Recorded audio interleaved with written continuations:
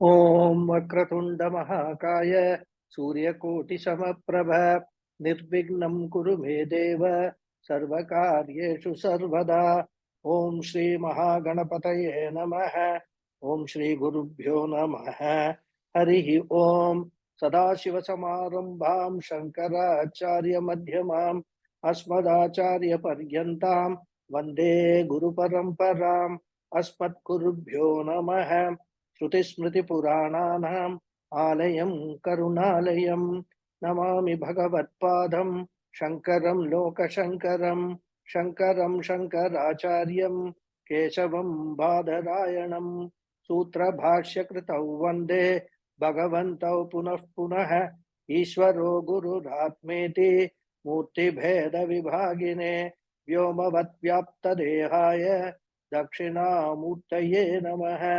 ओम श्री मेधा दक्षिणामूर्ति स्वामिने नमः। ओम सहनाववतु सहनौ भुनक्तु सह वीर्यं करवावहै तेजस्विनावधीतमस्तु मा विद्विषावहै। ओम शांति शांति शांति। हरिः ओम श्री गुरुभ्यो नमः। Harihi Om. So Namaste once again everyone. Namaste Guruji, Pranam. Namaste. Pranam. Oh Lata ji. Namaste Guruji. Yes Guruji. Oh, you are attending the class. Okay. Yes Guruji. I thought I won't be able to attend any of the classes this weekend, but we got back yesterday, so I'm able to attend today's class, Guruji. Good. Very good. I'm sorry, good. I had to miss the yesterday's and the Sanskritam class I had to miss. No, that's okay. It happens. Okay. Okay. Sarva Vedanta Siddhanta Gocharam Tamagocharam Govindam Paramanandam Sadgurum Pranatosmyaham. So we started with this Mangala Charana in the last class. Here, the author of this Vivekachudamani, which all we are for the all practical purposes, we are taking it as Adi Shankara. He says, I remain saluting that teacher Govinda, who is limitless and of the nature of joy, who is not objectified by the senses and the mind, but he is known through the Mahavakyas of the Upanishads. Sarva Vedanta Siddhanta Gocharam. That means Mahavakyas of the Upanishads. Okay. In the last class, we interpreted or we learned that the word Govinda can be interpreted in two ways. One is reference to either Govinda Padacharya, the Guru of Adi Shankara, or it could refer to Lord Govinda, who is the Jagat Guru and who taught the Bhagavad Gita to Arjuna. So in both capacities, the address is to a Guru only. And he says, Govindam Pranataha Asmi. I salute Govinda. Who is that Govinda? He is described as Paramanandaha, the one who is limitless and Ananda. Ananda, as we all know, means happiness. In general, we all understand happiness as a state of mind born out of some pleasant experience that we have, isn't it? This experiential happiness that we have from time to time is limited, temporary, and time-bound. But whenever this word Ananda is referred to in the Vedic scriptures, especially in the Upanishads, it does not refer to experiential happiness, but it refers to as the very nature, the very swarupa of every jiva. Therefore, happiness is my nature, my very nature. Happiness is within me, and it is this happiness which manifests when I experience fullness or purnatvam occasionally.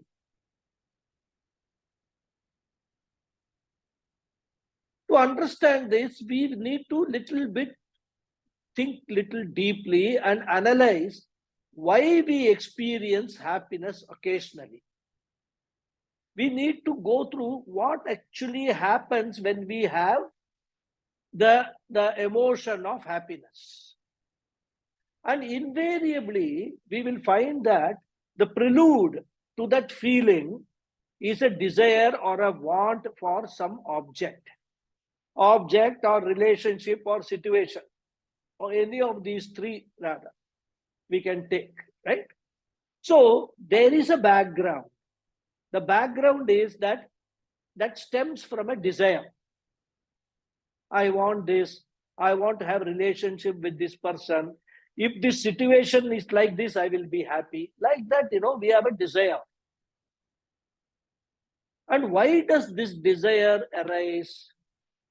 This desire arises, desire or want, whatever you may want to call, this arises because we feel incomplete without fulfillment of that desire or want.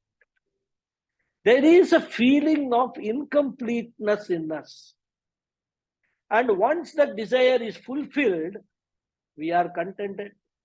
We feel fullness with respect to that desire. And it gives rise to a happy feeling.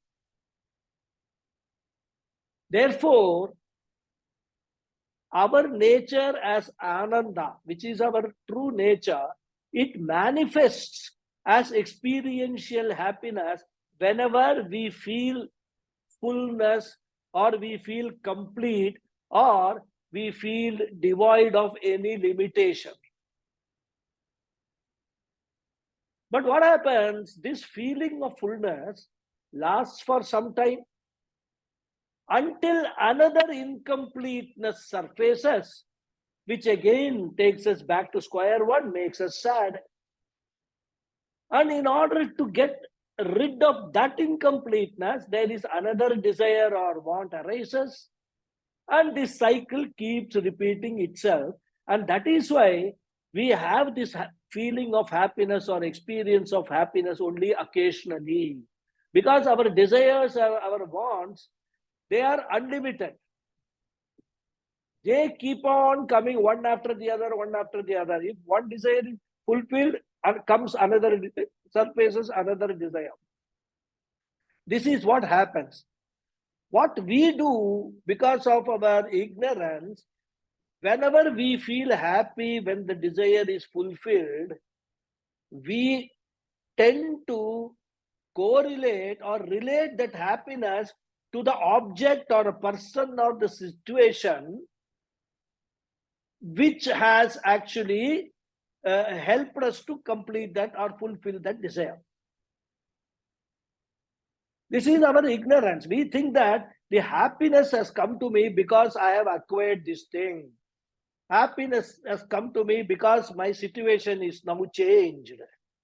Happiness is now come to me because I have now developed a relationship with this particular person. This feeling is because arises out of ignorance. The fact of the matter is, neither any object, nor any person, nor any situation has got the potential to give any happiness to anybody. So, the sum and substance of the whole thing is, we will feel happy, we get the experience of happiness only when we feel complete with respect to any desire, or with respect to any want, we feel complete. That means that want goes away. There is no more desire with regard to that particular thing.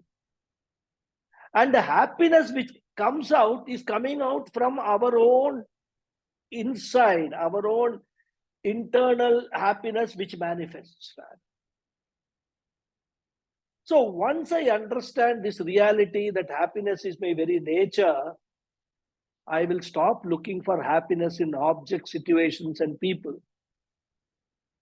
Therefore, the happiness that we experience is nothing but a manifestation of the ocean of happiness within us. It is not experiential happiness.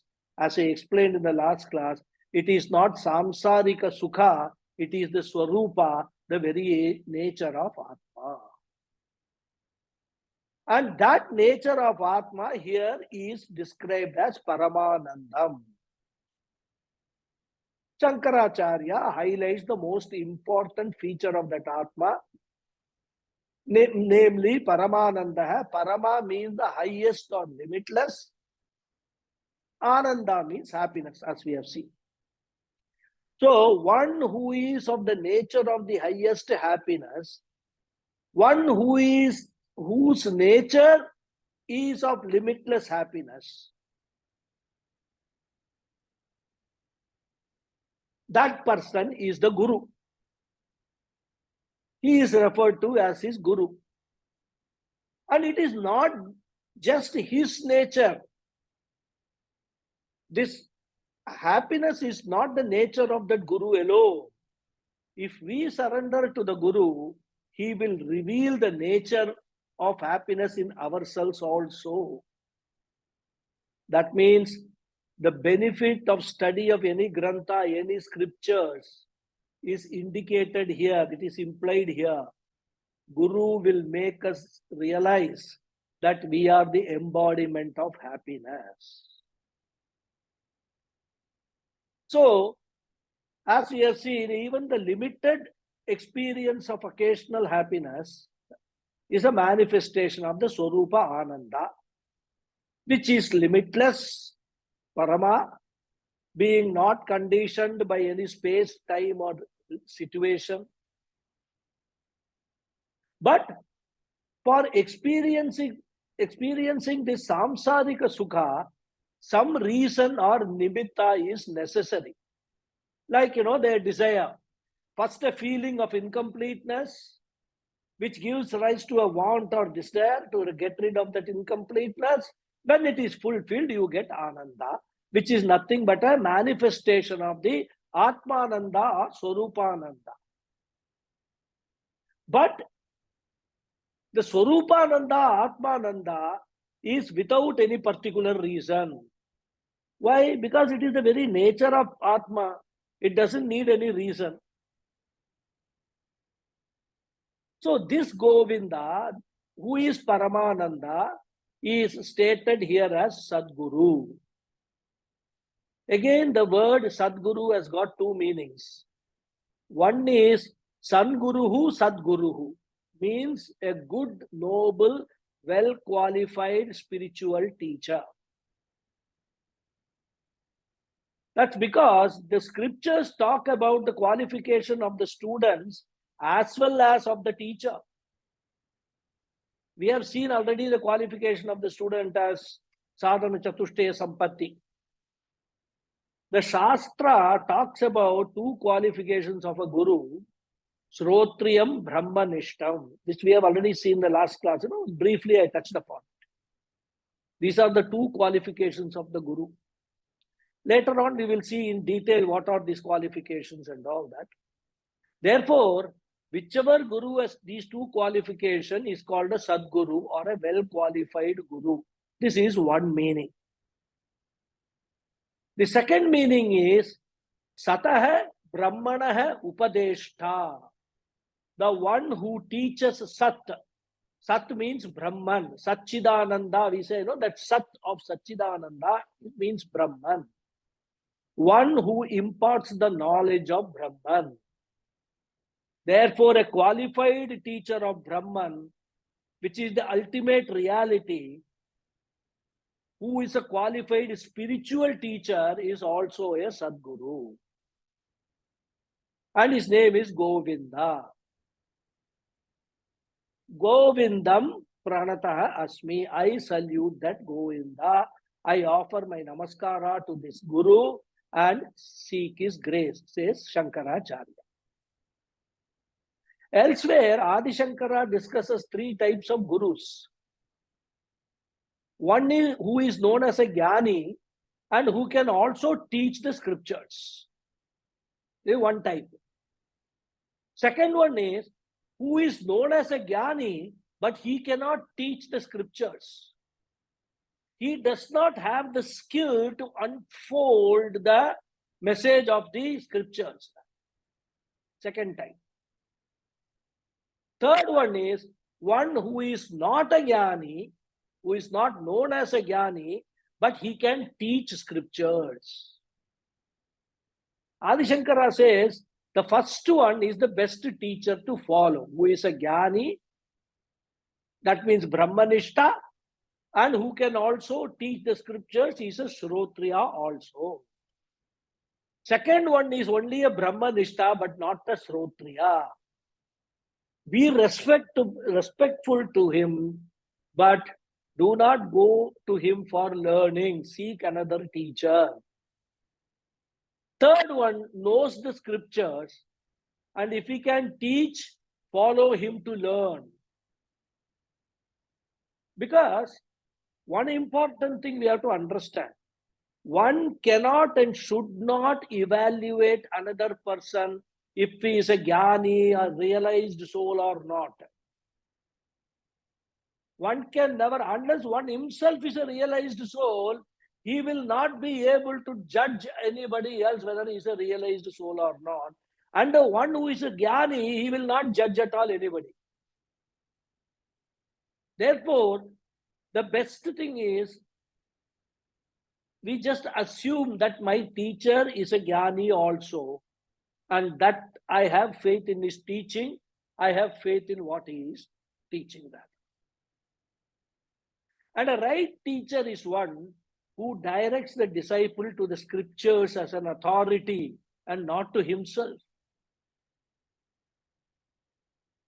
That's very important, because there are many teachers, they come up, even though they may have some background of having studied the scriptures, they will not admit it openly, publicly.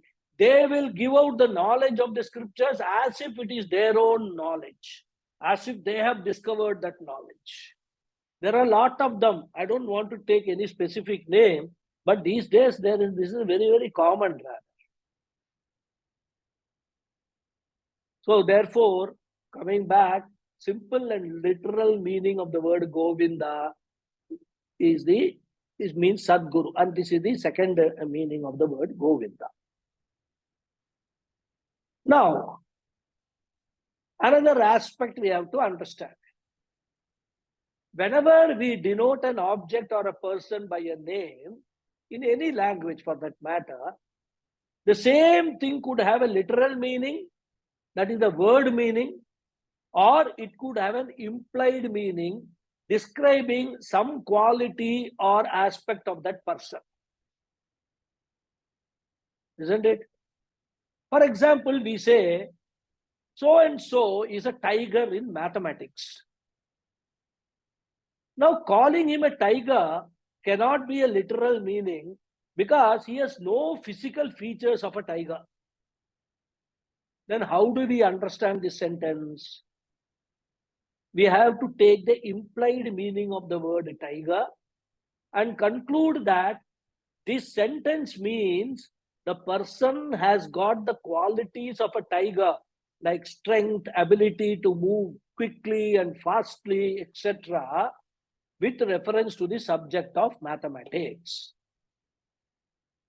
So the literal meaning of any word in Sanskrit language is called the Vachyartha. And the implied meaning is called Lakshyartha. Now, while seeing Sadguru, the meaning of Sadguru and all, we have seen the Vachyartha of the word Govinda as Sadguru. Now, let us understand the Lakshyartha. So, even though superficially looking, the Guru is a human being, the real nature of every living being, and especially the Guru, is none other than Brahman or Atma itself. So through this word Govinda, Shankaracharya indicates the essence of the teaching, that is, the essential nature of everyone, including ourselves, our Guru. Everyone is Atma or the Self. Therefore, Shankaracharya here is implying, I offer my namaskara to my Guru, who is physically Govinda Bhagavatpada, but really speaking, he is none other than Atma or Brahman itself. So now the question is, what is that nature of Atma or Brahman? What is the nature of that Govinda? He says, Tam Agocharam. He is Agochara. The one who is an object of senses is called Gochara. All our sense organs, Any object of sense faculties like sound, touch, taste, smell, all these faculties are there. Any object which is known through the sense organ is called Gochara. It has got to have a form. That is called Gochara. Even any object of inference, because that is also an object, is called Gochara. So simply put, all objects in this universe are called Gochara because they can be known by one or more of the sense organs. So in short, Gocharam means that which is revealed or knowable, or that which can be objectified as Gocharam. But this Govinda is Agochara, not available for being known through any means of knowledge, by any pramanam or instrument of knowledge, like the Laukika pramanam, like sense organs, logic, reasoning, etc. There is a word for that which cannot be objectified in Sanskrit. It is called aprameya. So he is said to be aprameya, not available for objectification. Then the question will be, if the Guru, who is the Lord, who is the Sadguru, who is Govinda, is aprameya, then how am I going to know him? Very logical question, isn't it? We can know him by taking the lakshyartha of the word Guru, the implied meaning. And that is what here Adi Shankara points out, Sarva Vedanta Siddhanta Gocharam. The Guru is none other than Brahman or Atma, which is revealed or knowable only through the teaching of the Upanishad. Sarva Vedanta Siddhanta means teaching of Upanishad.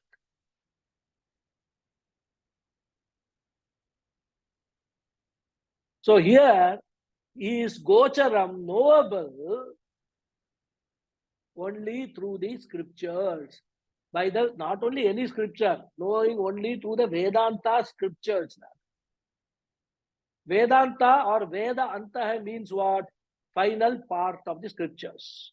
The spiritual portion of Veda is called Vedanta, which is otherwise also called the Upanishad.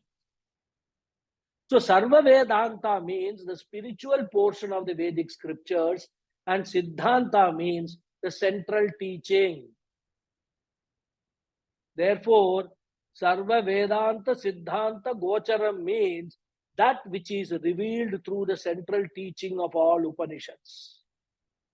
What is that? Nothing other than Brahman or Atma. Aham Brahmasmi, etc. Right? So this sentence is like Tattvamasi, Aham Brahmasmi, Prajnanam Brahma. Tattvamasi, you are that.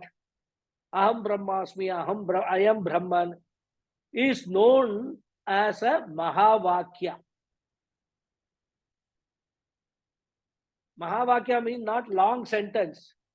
Mahavakya means the supreme sentence. The supreme sentence which establishes the oneness between the Jiva and Ishvara. The oneness between Jiva, Jagat and Ishvara. There is only one. There is only Brahman. There is nothing else other than that. That is the philosophy or Siddhanta of Advaita Vedanta or non-dual philosophy. So these Mahavakyas reveal the Siddhanta of all Vedanta. It reveals the identity between the individual Jiva and the Lord Ishvara. So the sentence, this sentence is Vedanta and its meaning is Vedanta Siddhanta.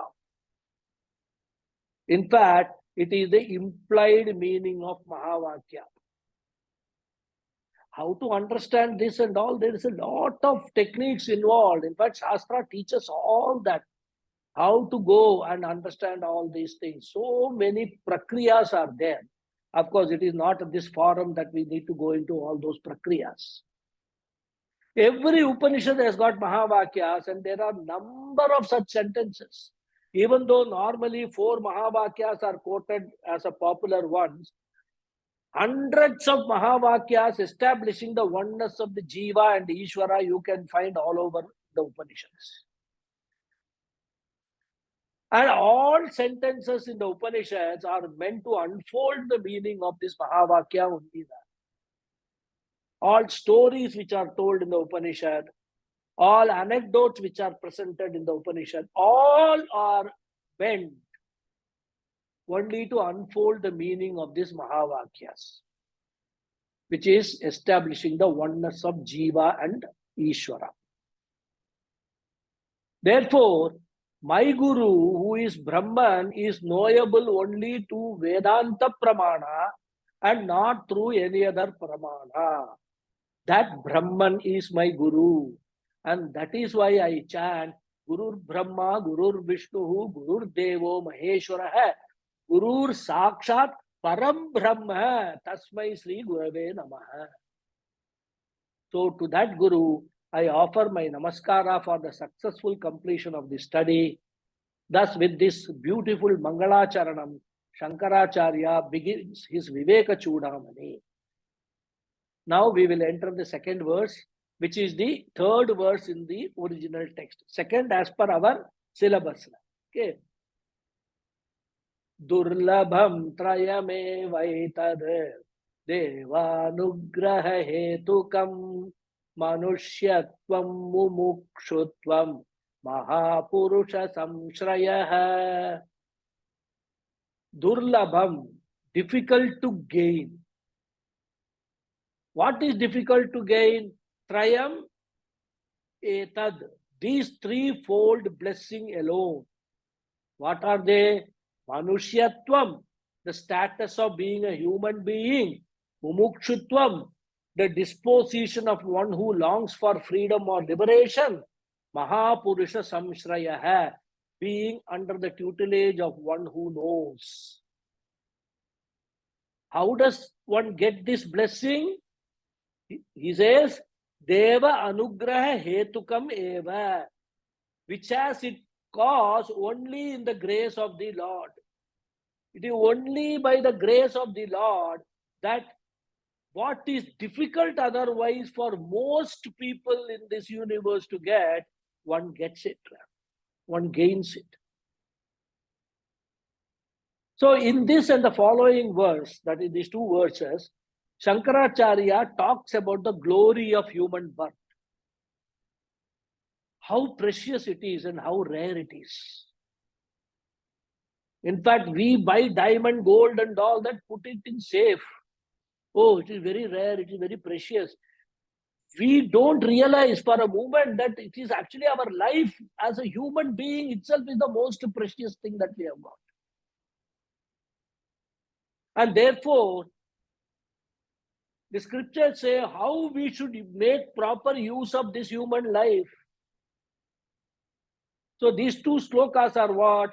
Manushya Janma Prashamsa is done in this. Glorification of the human birth. So here, Acharya says, three things are extremely rare for every living being. Durlabham, very, very difficult to attain. Very rarely attained. Trayam, what are they? The three factors. Manushyatvam, mumukshutvam, mahapurusha samshraya. Let us understand each one of them. Manushyatvam, to be born as a human being. Simple. The Shastra at the outset praises the extraordinary status enjoyed by human beings. It says, Jantunam Narajanma Durlabham. Among various living creatures on this planet, being born as a human being is rare. This Jivatma, who is believed to be independent of the body, survives death to be born again. This we all know, because we are all already having some background of Vedanta and our scriptures. So we know that the Jivatma is different than the body mind sense complex. But when the Jivatma is born again, it need not be reborn as a human being, where it enjoys the status of Manushyatva. It might as well be born as some Devata, some celestial, all these Devas and all that, Gandharva and all those, celestial beings, or an animal, Pashu, or even a plant. In all these embodiments, the Jiva as an enjoyer exhausts the prarabdha karma.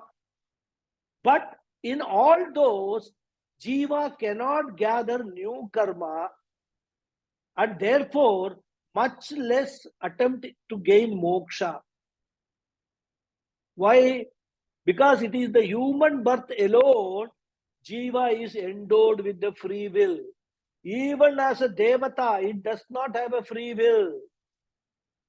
It is human being alone which has got a free will. That free will is denied to all other bodies in the universe. Therefore, moksha is possible only in an embodiment like a human body, which is endowed with free will. And that is the reason why the human birth is praised so much in the Shastra. It is really very rare to get a human birth. How rare and precious we will see. First thing is, only human birth, we can pursue all our goals. The ultimate goal of moksha can also be pursued by a human being only. All other jivas, all other living beings, once they exhaust their prarabdha karma, they have to be born again. There is no choice for them. Whereas a human being has got an opportunity in the human life to exhaust all his karmas in this life itself and avoid being reborn in this miserable world. According to the scriptures, there are about 84 lakh species of living beings. Mind you, it is not 84 lakh living beings, 84 lakhs species. Among those 84 lakh species, human being is just one of them. Therefore, you can calculate the probability of the chance of a human birth, 1 in 84 lakhs. Therefore, it is said, the human birth, which is capable of pursuing moksha or liberation, is durlabham, difficult to attain. And in this human birth also, the next rare thing is mumukshutvam, desire for moksha. Even though the human birth gives you an opportunity to work for liberation, not every human being will work for it. In fact, it is a very rare case where some human beings, few of them, probably compared to the whole population, maybe few thousands, they will have this desire for moksha, desire for liberation. And as we know, according to our scriptures, a human being can have 4 types of goals. Artha, pursuit of wealth for security, that's the first goal. Kama, pursuit of sensory pleasures or objects of enjoyment. Dharma, here dharma means, we'll take the meaning as a punyam, even though dharma has got a much wider meaning. Because a human being, a little more realized human being, I would say relatively, He wants to earn lot of punya. Because he understands that scriptures say that if you have lot of punyam, later on that punyam can help you. You can exchange that punyam for arthakama, better life, comfortable life, more material benefits, etc. Either in this birth or in the next birth. Therefore, punyam is the currency for procuring arthakama. Even though the punyam is invisible, but this invisible currency can give me pleasure and wealth either in the immediate or in the remote future. So punyam is the third goal, dharma. Lastly, the most important goal, the parama purushartha, the ultimate goal is moksha. What is moksha? We will study in detail later. I will just give you here an essence of what moksha is. Moksha means freedom or liberation. Much dhatu. Much mochane. Vimochane. Much vimochane. But freedom from liberation from what will be the question? Is it freedom from liberation from my family life? Freedom from liberation from my children, from my wife, from my job? What is the liberation we are talking about? The Shastra says, here the freedom or liberation means freedom from self-ignorance and self-misconception. That freedom is called moksha. Freedom from self-ignorance and self-misconception. You have to note these two words very carefully. So according to our scriptures, we do not know our real nature. Our real nature is spiritual, but we are ignorant of it. And because of, why it is because of self-ignorance, and the self-ignorance leads us to self-misconceptions. So we mistake ourselves to be mortal individual beings. We identify ourselves very strongly with our body, mind, sense complex, which are mortal, which are limited. And this self-ignorance and the self-misconception, it's an intellectual problem. Isn't it? We think we are mortal. I am going to die.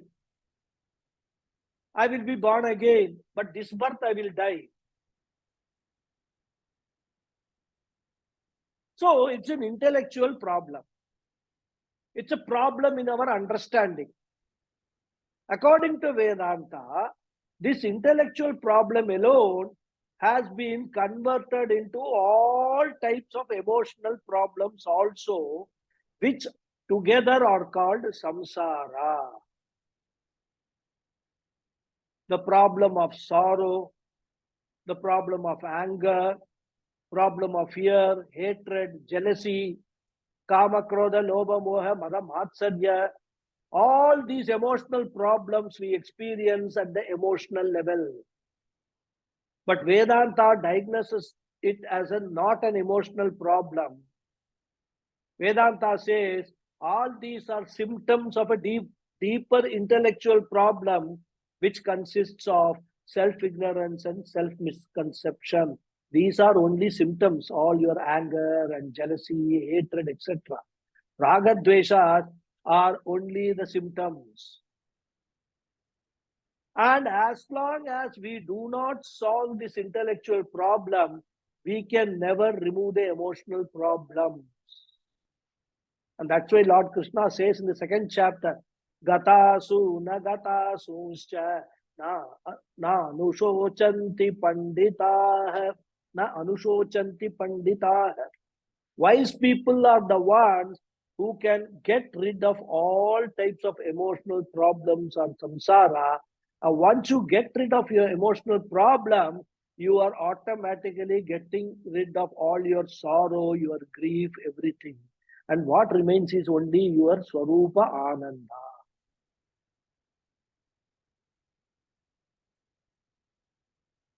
So, this freedom from self-ignorance and self-misconception, and which I said is, this leads to varieties of emotional problems, is what moksha is. But what is happening is, even understanding what moksha is, there is a lot of misconception. For those whose exposure to the scriptures has not gone beyond Itihasa like Ramayana and the Puranas, for them moksha means going to Vaikuntha or Kailasa after death. So there is no question of moksha in this birth. So they don't even go to the fourth Purushartha and understand what it is. All that they get stuck is in the Dharma Purushartha, trying to earn more and more punyam, which is not wrong, but that will only prolong the whole process. And then by that punyam, they are told, they understand that they will go to Vaikuntha or Kailasa. That is not how Vedanta defines moksha. Vedanta says, if you remove your self-ignorance and all these self-misconceptions, you can get freedom, liberation from all these emotional problems in this birth itself, here and now.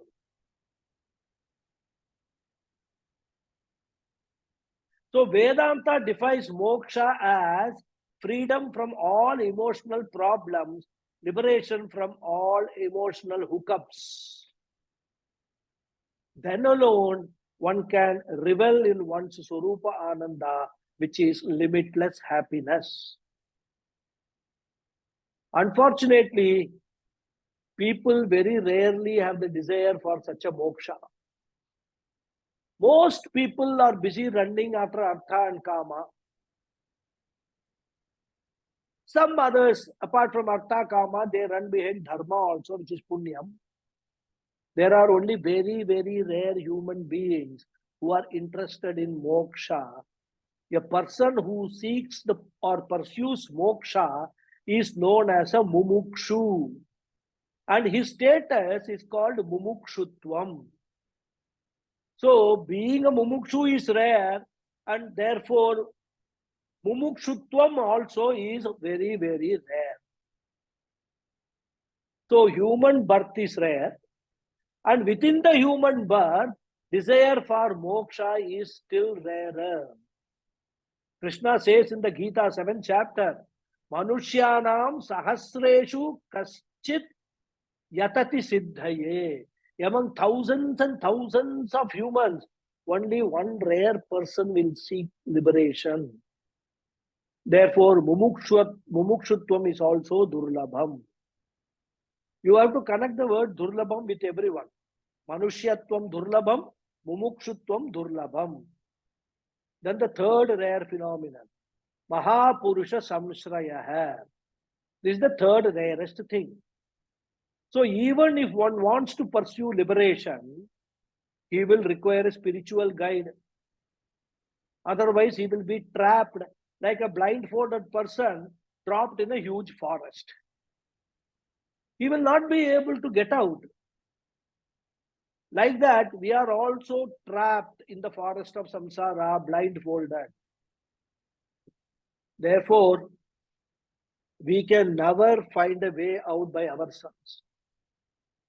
And so we require a guide to help us get to liberation. And that spiritual guide here is called Mahapurusha.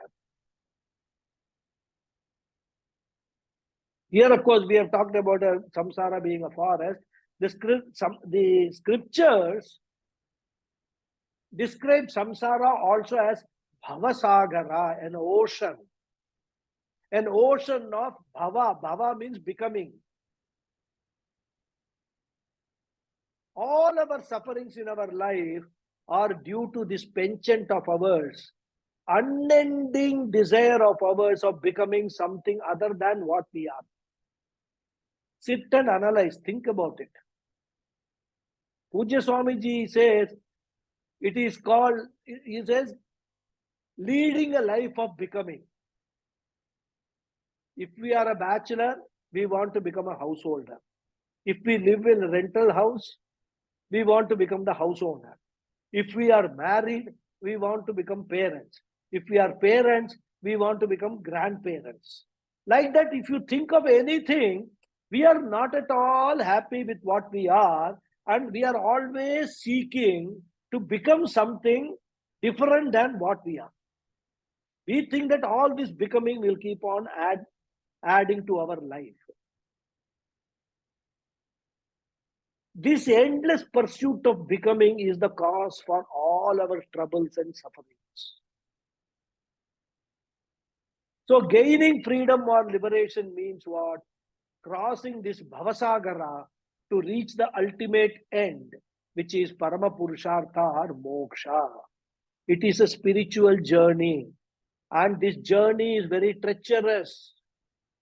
Like the other oceans, this Bhavasagara also has its own share of sharks, whales, whirlpools, tornadoes, etc. The Upanishads show the way to navigate this ocean, but it can be done only with the guidance of a spiritual guru. Whenever you want to cross a body of water, unless you yourself know swimming, but of course, not everybody can cross a large ocean, rather, right? By swimming. You require, if you go in a ship, you require a captain. If you go in a boat, you require a boatman.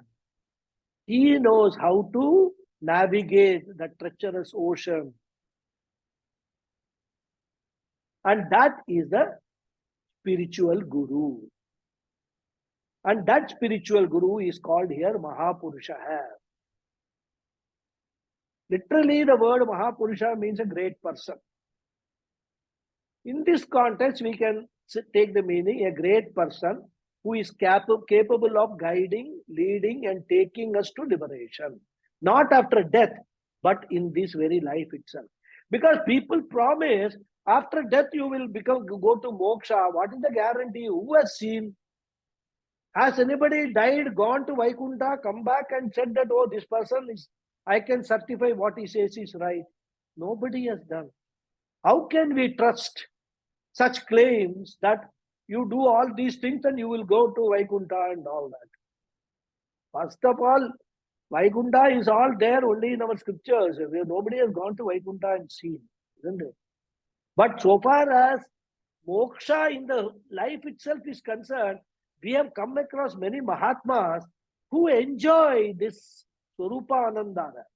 They have successfully crossed this Bhavasagara.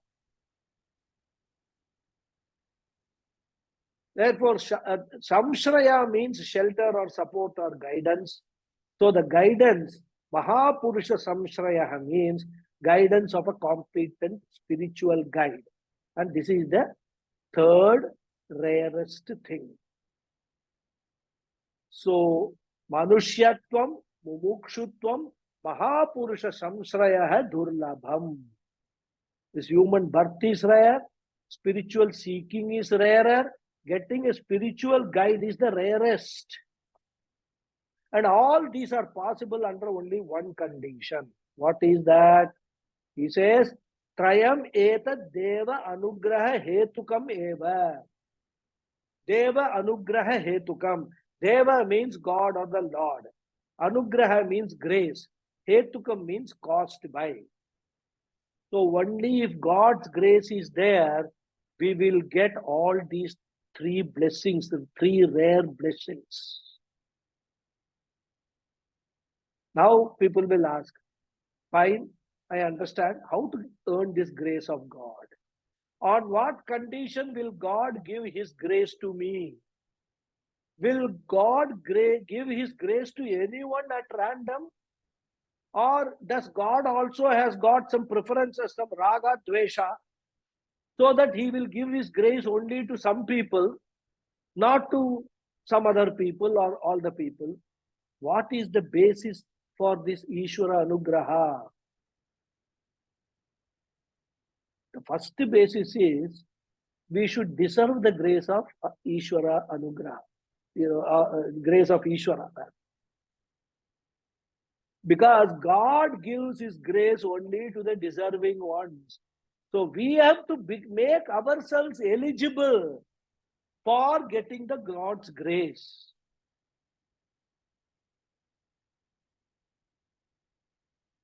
We should tap Ishvara's grace. And for that, we should have enough spiritual punyam. And what is that? How can we earn that spiritual punyam? Only by karma yoga, which is described in the Shastra. A karma yogi acquires spiritual punyam by which he will deserve the grace of the Lord. So through that, he will have manushyatvam, mumukshutvam, and mahapurusha samsraya. Of course, manushyatvam we already have. Now we require Bhagavan's grace for mumukshutvam and mahapurusha samsraya. Karma yoga will give those two to you. Then we will also become one of the rare living beings. Swami Chinmayanda says, don't go looking for a guru. You can never find a guru like that. When you have had enough spiritual punyam, when you have gained the eligibility for getting a guru, mind you, mumukshutvam is one of the eligibilities, one of the criteria, eligibility criteria. Not just manushyatvam, mumukshutvam also is there. Once you have these two, of course, first one is taken for granted. You can't have mumukshutvam in other than human body, correct? So you have got a human body, you have got mumukshutvam, that is an intense desire for moksha or freedom, liberation.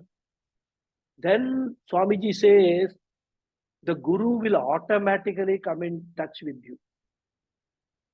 Lord will guide the proper guru to you, and you will get to study under that guru. This is what Swami Chinmayanda says. So the grace of Bhagavan is very much necessary during the entire course of spiritual pursuit.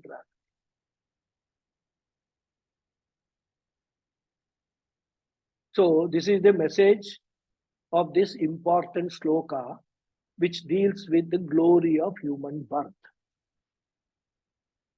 The next sloka also, as I said, deals with the glory of human birth. We will go to the third sloka in our selected list, which is the fourth sloka in the original list. Okay, I will read. This sloka is in a different meter. Okay. Labdhva katanchit narajanma durlabham tatrapi pumsvam shruti paradarshanam yasvatma mukyai nayateta mudadhihe sahyatmaha swam vinihantyamad sadgrahat vinihantya sadgrahat.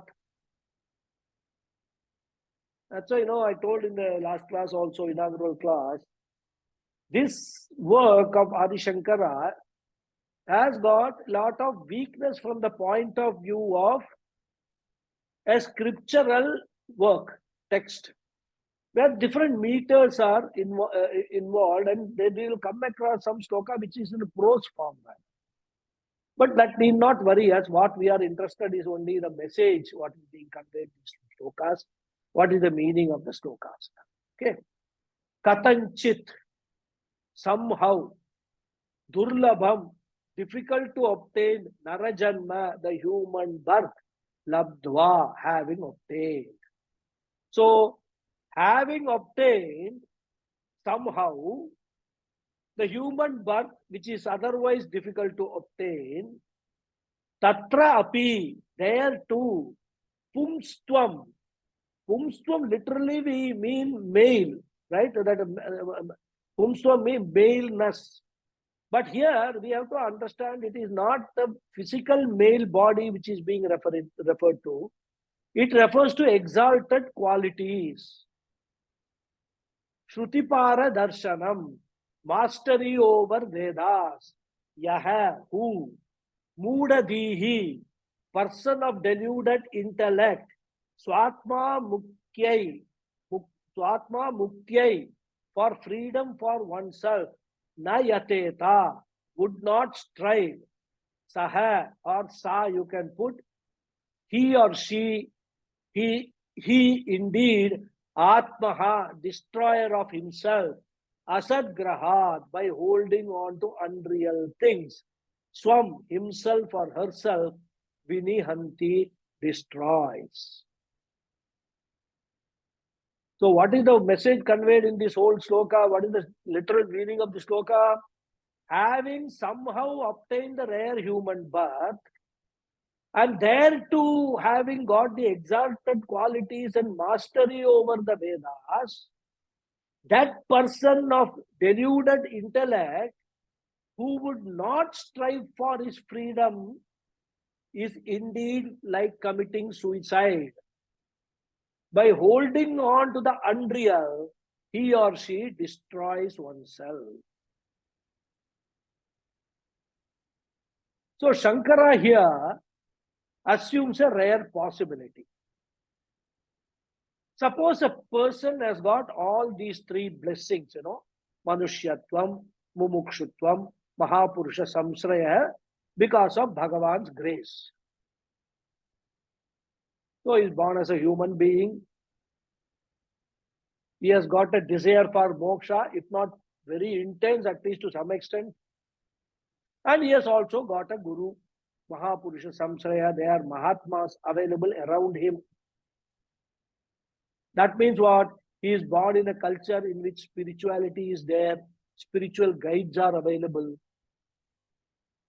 And suppose, in spite of all these advantages, he does not make use of these and gain liberation in this Janma itself, then it will be a huge loss of all the advantages which he possesses. Such a person must be the greatest fool.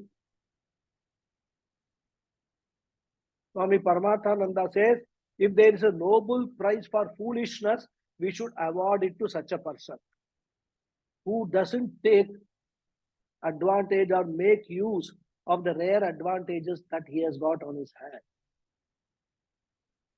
So we can say that this is actually an indirect criticism or condemnation of all those people who do not make use of the available grace of God.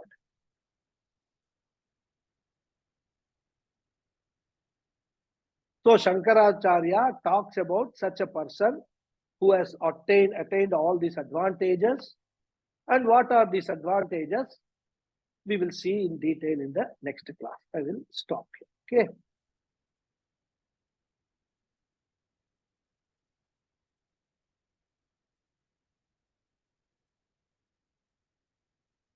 Om Purnamadav Purnamidam Purnat Purnamudachyate Purnasya Purnamadhaya Purnameva Vasishyate. Om Shanti Shanti Shanti. Harihi Om Sri Gurubhyo Namaha. Harihi Om. Thank you all very much. Namaste, Guruji. Namaste. Hari Om Guruji, Dhanyavada. Dhanyavada. Hari Om Guruji, Dhanyavada. Hari Om. Guruji, Yeah. is happiness transient? What's that? Sorry? Come again. Is happiness transient? In the sense, Happiness is transient if you refer it to experiential happiness. Your Okay. Swarupa happiness, which is your very nature, is permanent. It is always there. Your nature, you will not part with your nature, isn't it? You can't No, part you with it. mentioned now when your desire is fulfilled, you become happy. Yes. Else, I won't say you get sad, you are not happy. That means it's something like a sinusoidal curve. You get happy, come down to zero, then go in the negative direction, Yes. then again you come back. So it can be called, it can be termed as cyclic. You can call it cyclic experiential happiness. Where we are talking about two kinds Experiential of happiness. One is a feeling of happiness, you feeling happy. That is comes Correct. out of our experiences. Another is which your very nature is happiness. That is totally different. See, if you want to understand, like your nature, happiness as your nature is like an ocean. Correct? True. Now the experiential happiness comes as waves. It comes, rises, goes back. Goes Another back, wave comes, exactly. rises, goes back. But Goes the back. ocean which is there is always Is there. steady, is always there. Always steady, it is always there. And what are these waves? These waves are nothing but another form of this ocean only. From where these waves are coming, it's the same water of the ocean which takes the shape of a wave, and then we feel that, oh, there is a wave. Wave is not different from the ocean. Ocean. So when we analyze happiness, if you keep this example of ocean and waves in the mind, it will be very clear that actually the happiness is our Swarupa. When we experience it, it is only manifestation of our nature because of which we feel happy. Actually, there is no happiness in all the objects. We actually attribute all happiness to the objects or people and all that. There is nothing. That is fallacy rather. It's a false understanding. The guy who is happy-go-lucky will probably be happy most of the time. Yeah. He will be happy most of the time. See, happy-go-lucky is actually, you can designate a Jnani as a happy-go-lucky guy. Okay. In other words, in true sense, Jnani is happy-go-lucky. In other words, a guru is perpetually happy. Yes, perpetually happy because he has no reason to be unhappy. Because Guru knows that nothing, Guru does not have a feeling of incompleteness. Okay. Guru understands that I am complete in myself. I am not incomplete at all. Any incompleteness can be attributed to my body, mind, sense complex. But I have disidentified myself from my body, mind, sense complex. I have identified myself with Brahman, which is complete, which is Purna. So there is no inadequacy so far as my real nature is concerned. Whatever body, mind, sense complex inadequacies are there, they will continue to be there. I can't do anything about it. But that does not depend upon, my happiness doesn't depend upon those. A guru or a jnani understands this very well. And that's why he is perpetually happy. And once a guru is perpetually happy, he will actually radiate that happiness among the people around him, isn't it? That's true. That is what it is.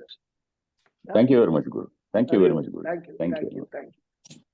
Yes, Premaji or okay, Sitaram, you can. I don't know who put up their hand first, but it doesn't matter. Okay, give Sitaram. Only one thing. Krishna Narayanji has asked the question which I wanted to ask, or has laid it supplementaries. But what I want to say is the experiential happiness manifests and visible, but the happiness which is within is only known to the person who is experiencing it because it's a bliss. If you may use the term. Correct. That is true. Only I know. And I will know only when I am a realized soul, when I understand the reality behind everything here. Otherwise, outside people will not be able to judge whether I am always happy or not happy and all that. Right? And so that they will not do. You're right. Yeah, and he is in a stage where he is not bothered about others. Exactly. He is in a stage.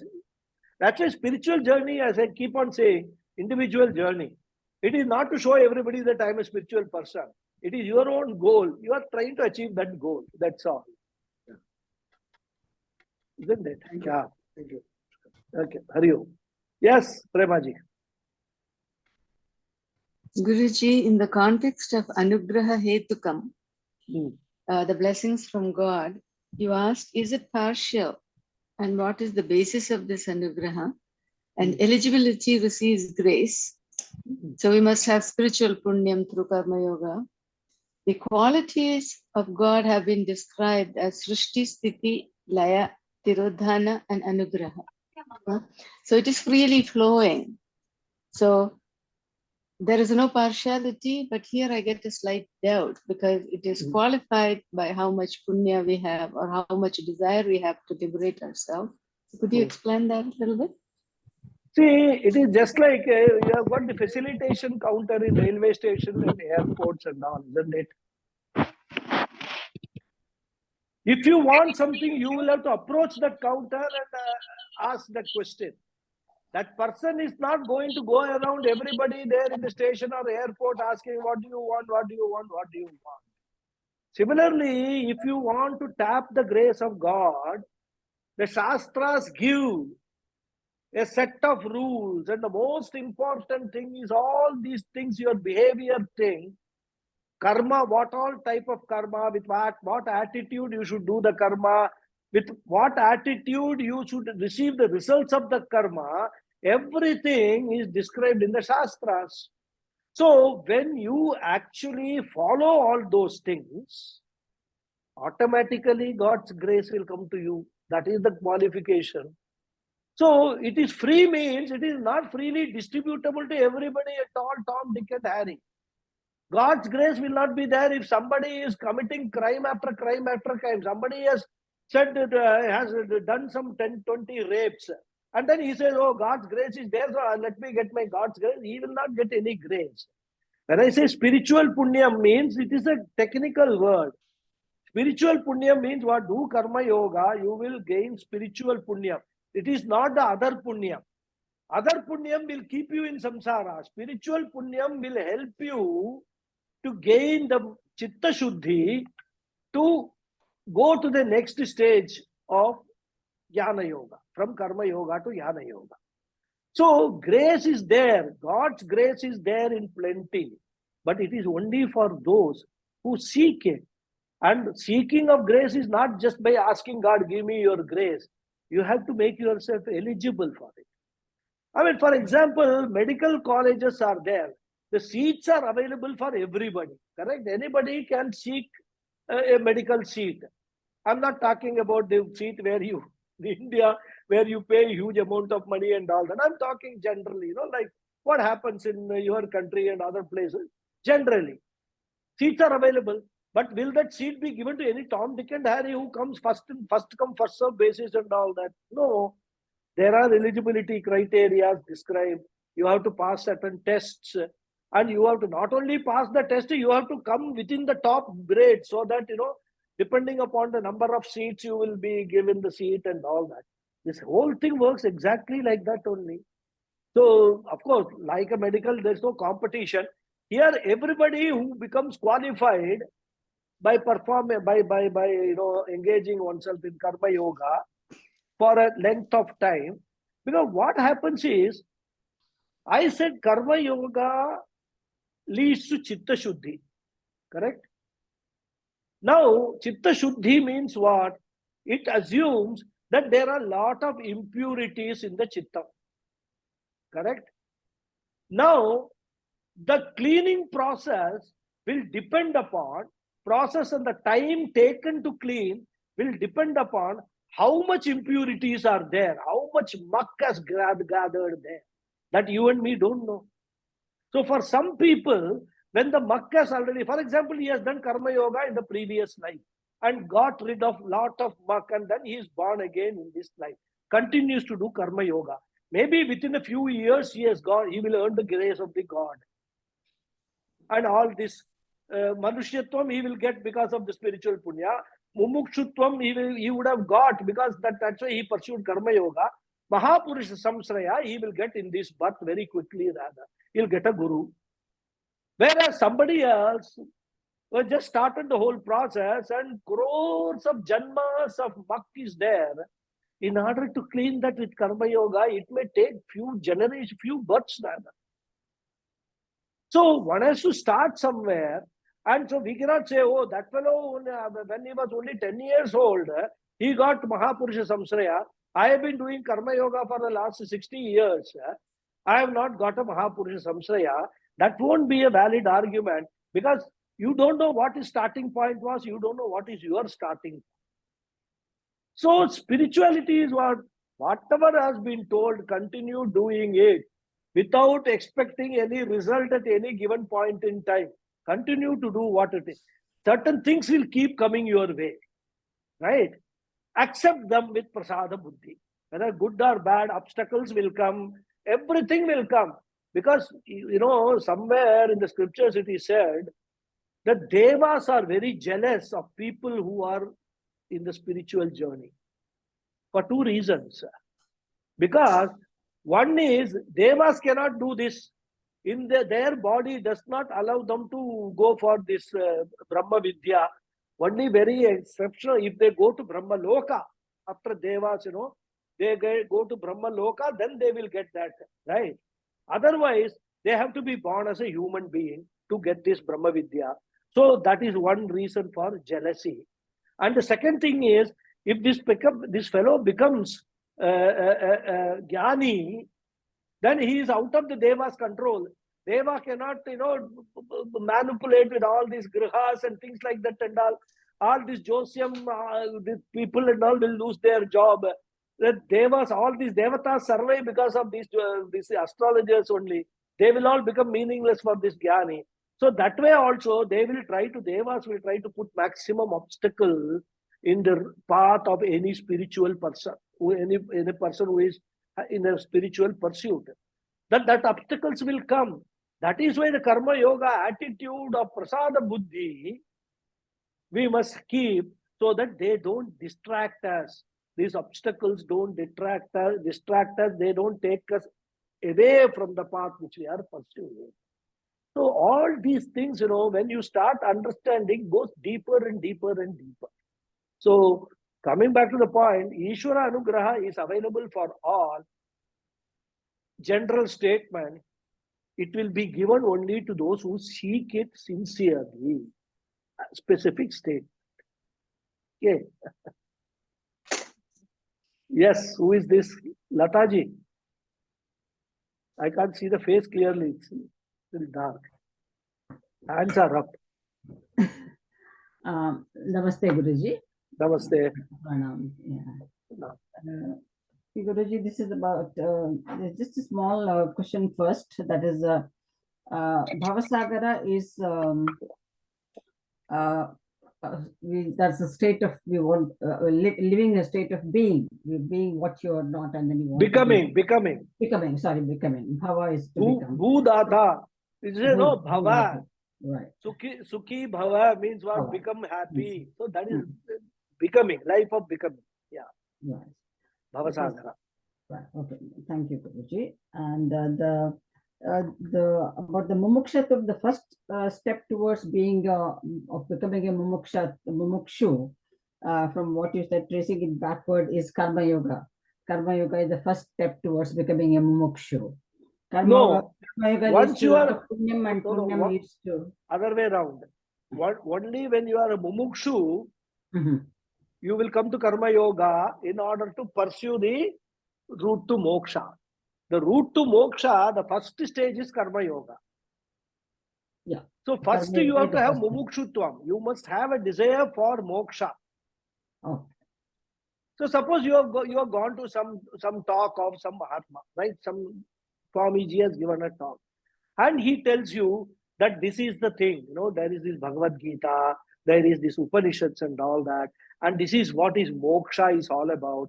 It will take away all your miseries, your sorrows, everything. You will be perpetually remain in a happy state. Suppose you hear that, then you say, I also want to become like that. I also want to go towards that moksha with this Swamiji desire. Swamiji described that desire is what called mumukshutvam. So first you become a mumukshu. First to become a mumukshu. For whatever reason, say you have seen enough of the world, because some people may say, I have seen enough of this world, there is no meaning in it. Now I want to get rid of all these things. Then you go to a Swamiji, he gives you all this gyan. This is how you have to do it. Then you say, I am now mumukshu, Swamiji, please tell me what I should do to gain moksha. Swamiji will say, first to do karma yoga. Clean the slate first. There is so much of things written on the in your slate, karma slate, clean that completely. Then how to do that karma yoga, then the Shastra will teach, then we follow karma yoga. Once you have followed the karma yoga, your mumukshutvam is, once you have got that, it is always going along with you rather. Because it is the mumukshutvam which is a driving force for you to be in the spiritual pursuit. Otherwise, you will be drowned in the material pursuits. There is nothing to be freed. In fact, you want to get more and more entangled with the emotional world rather, with emotional problems. You revel in emotional, all these turmoil stuff, right? Okay. So that is the first stage is mumukshutvam, then karma yoga comes. Yeah, and mumukshatvam you get by Devanugraha, and that's what we discussed earlier. And mumukshutvam also you get by Devanugraha. Yeah, exactly. Everything you get by Devanugraha. Yeah. Thank you very much, Guru. You just have one request only, if it is possible. Is it possible to post or give in the group the Anvaya and the word meaning of these shlokas, only if it is possible? Actually speaking, yeah, I can do that. It's not a problem. But if you think all shlokas, see, these shlokas are very simple and straightforward. Right? Because some shlokas may require Anvaya. All shlokas need not require Anvaya, because even when I am explaining, I am actually doing an Anvaya in the sense that putting the words together, which will make a sense and all that. Yes, but I can listen to the recording and then make it. Yeah, I can do that. It's not a problem. I can, whatever shlokas. Actually, I can listen to the recording when you are in the recording. It will be there, your Anvaya and the word meaning. I can copy it. Yeah. Because there are very simple shlokas, so there's not much of an Anvaya required. Because normally Anvaya is required when some letter, some word which has to go with another word is placed somewhere in a different place in the verse because of the meter restrictions, right? So what happens is then you have to, in Anvaya, you have to convert it into a prose form so that all the words which are together are put together and all that. Whereas in these, at least till now, right? So even this Labdhva slokam, we can put the Labdhva in the end, right? So it starts with Labdhva. So like that we can do the Anvaya. I can just do it and post it in the group for whoever is interested. Because I'm sure that there are Sanskrit students also who want to learn. So I can do that. It's not a problem. I'll do that. Actually, I take back that request, Guruji, because when I listen to the recording, what you have done in the class, I can make my own notes. Yeah, certainly. We'll do that. No problem. Hari Om. Thank you. Hari Om. Hari Om. Any other question, comments? Nothing is there. So I will close the session. Thank you. Thank you. Dhanyawada. Hari Om. Hari Om. Dhanyawad Guruji. Dhanyawada. Hari Om. Dhanyawada. Thank you very much, Guruji. Thank you. Thank you very much. Hari Om.